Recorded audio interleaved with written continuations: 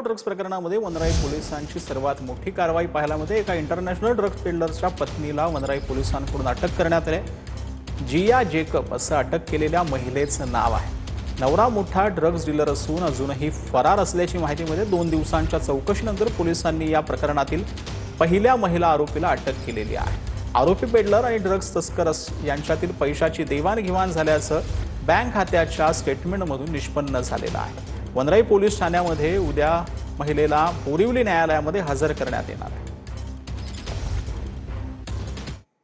तर उल्हासनगर महापालिकेमध्ये भाजप नगरसेवकांनी गोंधळ केलाय। डंपिंग ग्राउंडच्या मुद्द्यावर भाजप आक्रमक झाले। भाजप नगरसेवक आणि सुरक्षा रक्षकांमध्ये झटापट झाली आहे। स्वीय सचिवालाही मारहाण करण्यात आली। तर उल्हासनगर भाजप नगरसेवकांचा गोंधळ पाहायला मिळालेला आहे। हा संपूर्ण गोंधळ जो आहे तो उल्हासनगरच्या महापालिकेत भाजप नगरसेवकांनी केला। डंपिंग ग्राउंडच्या मुद्द्यावर भाजप आक्रमक झाले। भाजप नगरसेवक आणि सुरक्षा रक्षकांमध्ये झटापट झालेली आहे।